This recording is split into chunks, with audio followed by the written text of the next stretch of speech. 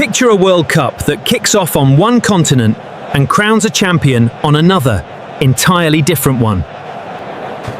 That's not science fiction, folks, Pei. That's literally the plan for the 2030 World Cup, and it's wild. 6 countries, 3 continents, 1 trophy, and honestly, one giant debate about whether this idea even makes sense. Back in December 2024, FIFA dropped a bombshell announcement that changed how we think about hosting a World Cup. For the first time ever, this tournament won't have one host nation. It'll have 6 of them.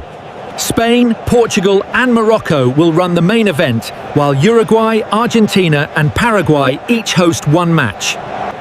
So why on earth would FIFA design a tournament like this? The answer comes down to one word: birthday.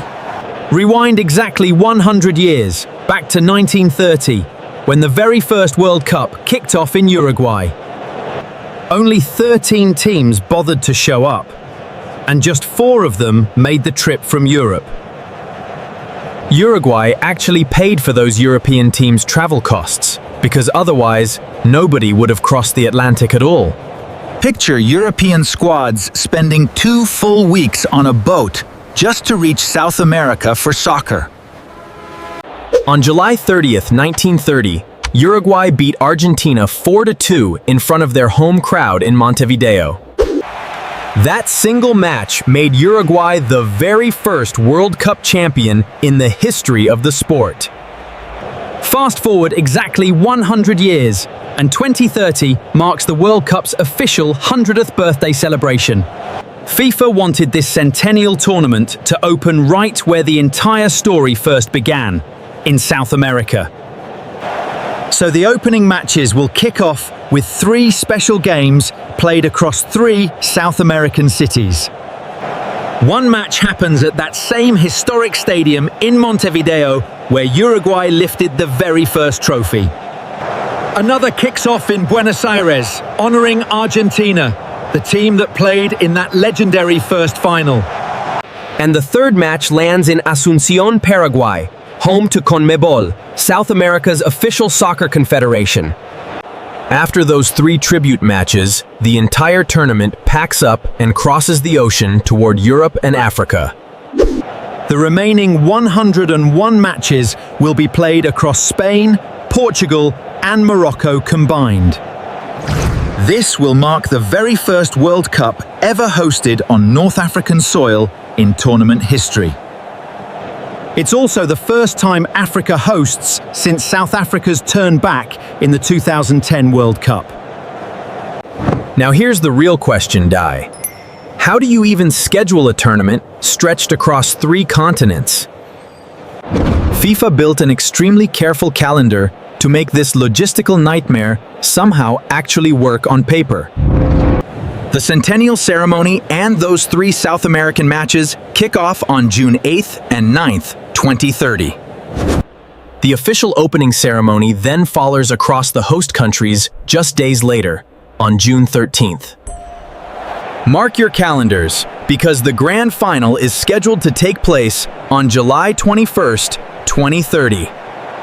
That adds up to 44 total days, making this the longest World Cup ever staged, period. Don't worry, the format itself stays exactly the same as 2026. 48 teams, 104 matches.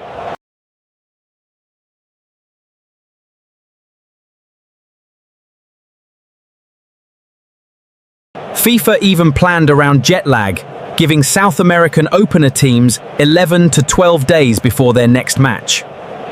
Meanwhile, teams waiting in Europe and Africa only get 5 to 6 days to travel and recover. This tournament is absolutely packed with historic firsts that fans have been waiting decades to witness. Spain hasn't hosted a World Cup since way back in 1982, over 4 decades ago now. Argentina hasn't hosted since 1978, meaning an entire generation has never seen it happen at home. Portugal, Morocco, and Paraguay have never once hosted a single World Cup match in their history. Morocco is currently building the massive Hassan II Stadium near Casablanca for this exact tournament. That stadium is planned to hold 115,000 fans, making it the biggest World Cup venue ever. Now, not everyone is celebrating time. The environmental criticism against this plan has been incredibly loud and consistent. Spreading matches across 3 continents forces millions of fans, players, and staff to constantly fly back and forth. During the 2022 Qatar World Cup, transportation alone caused over half of the tournament's total carbon emissions. Scientists have already projected the 2026 tournament could produce nearly 9 million tons of carbon dioxide. One French sports law expert didn't hold back, calling this entire 2030 plan an ecological aberration. FIFA's credibility takes a hit here too, since regulators already disproved their old carbon-neutral Qatar claims. During 2026, reporters even tracked FIFA's president taking dozens of private jet flights across the tournament. FIFA insists most matches sit close together with solid transport links, keeping emissions lower than critics expect. 2 big mysteries remain unsolved: the final stadium location and whether this becomes a 6-4-team tournament. So here's my question for you. Is this a genius global celebration, or simply too big to justify?